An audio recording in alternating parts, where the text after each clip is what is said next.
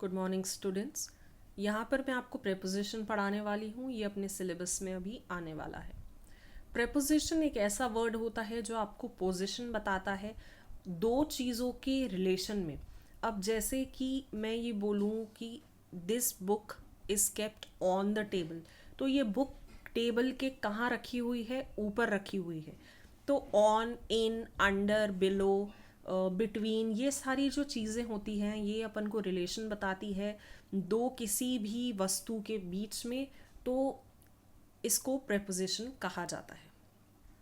अब इसमें कैसे वर्ड्स यूज़ होते हैं, जैसे एट, ऑन, इन, बाय, ये टाइप के वर्ड्स यूज़ होते हैं जो ज़्यादातर टाइम और डेट को डिनोट करते हैं। एट का मतलब होता है एग्जैक्ट टाइम, कोई एग्जैक्ट टाइम पे पहुंचना या कहीं पर। ऑन जनरली यूज़ होता है कि उसी दिन की बात हो या कोई स्पेसिफिक डे हो या किसी चीज़ के ऊपर हो, जैसे कि उसके लिए यूज़ होता है। इन होता है किसी चीज़ के अंदर भी होता है, प्लस कोई पीरियड ऑफ टाइम के लिए कि इसके इसके अंदर ये आ गया था, इस टाइम के अंदर आ गया था, या इस सन के अंदर, जैसे कि इन 1962 या इन द इवनिंग, ऐसा टाइप में भी इसको यूज़ किया जाता है।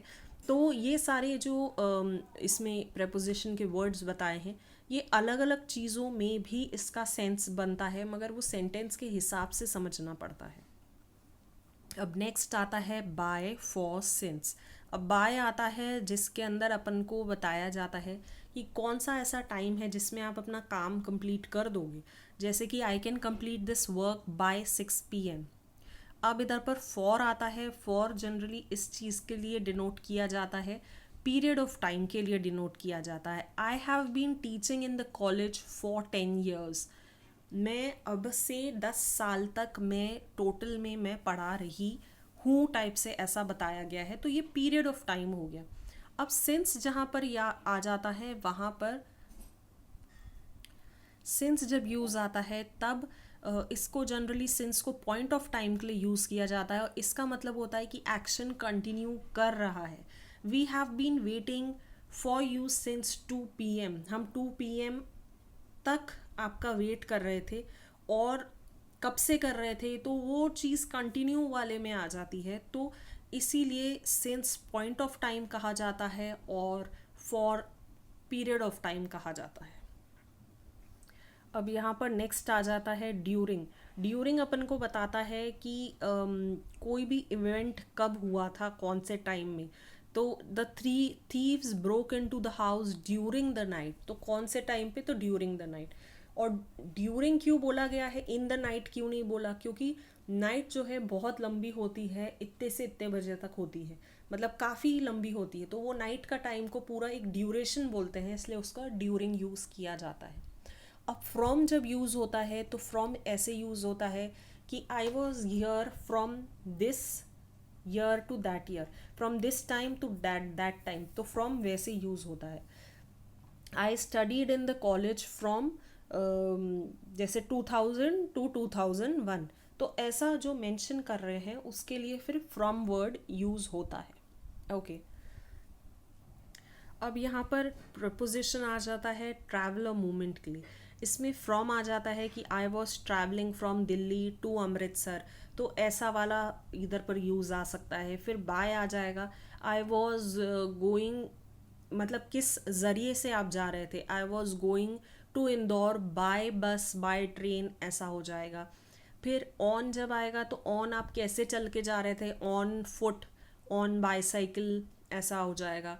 एट फिर आएगा कि आई arrived at the village in the evening, तो यहाँ पर ये सब ट्रैवलिंग के लिए भी बताया जा रहा है। इन टू जब आएगा तो I got into the bus at the bus stop, और यहाँ पर आउट, आउट ऑफ वाला जो आएगा वो ऐसा रहेगा, he got out of the train eight new Delhi. तो जब किसी व्हीकल्स में से निकल रहे हैं तो आउट ऑफ हो जाएगा, और किसी में चढ़ रहे हैं तो इनटू हो जाएगा। ओके अब इसके बाद आएगा प्रेपोजिशन ऑफ प्लेस। प्लेस के लिए जनरली एट यूज़ किया जाता है, कोई भी स्पेसिफिक प्लेस हो, कोई स्पेसिफिक विलेज हो, होटल हो, एड्रेस हो, I met Mohan at the cross road, I visited during my visit to Mumbai I stayed at the Taj hotel. तो ये एट उसके लिए ज़्यादा पर्टिकुलर चीज़ों के लिए यूज़ हो जाता। फिर यहाँ पर इन आ जाएगा, in generally country, city, in the house, in the village, name of the street. तो जैसे वो बोल सकते हैं कि one of my cousin lives in America, तो इन जब कहा जाता है जब आप पर्टिकुलर किसी कंट्री, सिटी ऐसे को डिनोट कर रहे हो। ऑन फिर आ जाएगा ओपन स्पेसेस, जैसे ही works on a rubber plantation, या coolie works on a platform. Coolie platform के अंदर काम नहीं कर सकता, अंदर करेगा तो उसे प्लेटफॉर्म में छेद करके उसके अंदर जाना पड़ेगा।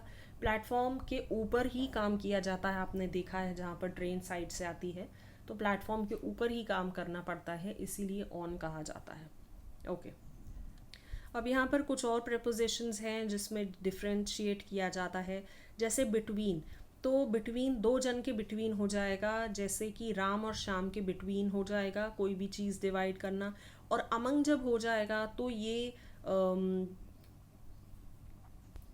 अमंग जब होता है तो बहुत लोगों के बीच में होता है। स्वीट्स वे डिस्ट्रीब्यूटेड अमंग लेबरर्स, तो बहुत सारे लोगों के बीच में जब डिवाइड किया जाता है तो अमंग करते हैं, बिटवीन करते हैं तो दो ही जन के बीच में किया जाता है।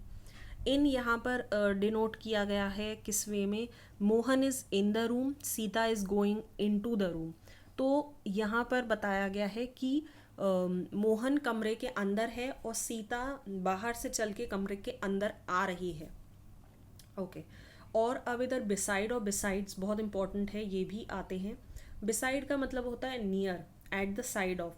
जैसे कि अब मैं बोलूँगी कि my mother is sitting beside me, तो मेरे बगल में मम्मी बैठी हुई है, ऐसा हो जाएगा। मगर जब बिसाइड्स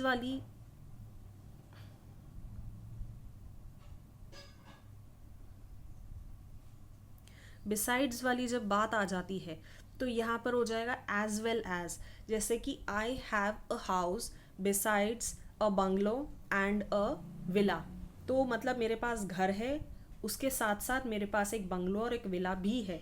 तो बिसाइड्स वैसा हो जाएगा और बिसाइड मतलब बगल में हो जाएगा। ओके, और भी हैं दो तीन वर्ड, जैसे ऑन टाइम, बस या ट्रेन ऑन टाइम लीव करती है स्टेशन से। इन टाइम, अपन कॉलेज या स्कूल इन टाइम पहुंच जाते हैं। अबव और ओवर ऊपर के लिए यूज़ किया जाता है, जैसे एरोप्लेन के लिए। और बिलो अंडर मतलब अपन किसी ऊंची जगह पे हैं, और नीचे के लिए यूज़ तो बिलो एंड अंडर हो जाएगा। ये सारे वर्ड्स प्रेपोजिशंस कहलाते हैं, जितने मैंने अभी वर्ड्स आपको बताए हैं, और ये सारे आपको फिल इन द ब्लैंक्स में आ सकते हैं।